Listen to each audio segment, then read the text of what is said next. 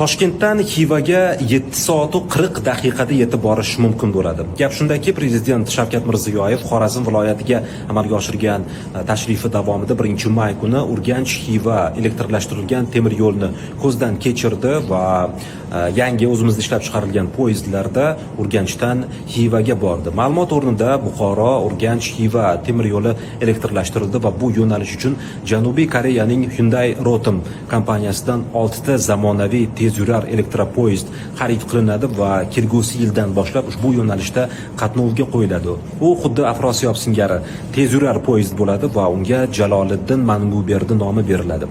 Buning natijasida Toshkentdan Xivagacha ushbu poyezdlarda 7 soat 40 daqiqada yetib borishingiz mumkin bo'ladi. Hozirda ushbu masofani oddiy poyezdda 14 soatda bosib o'tasiz.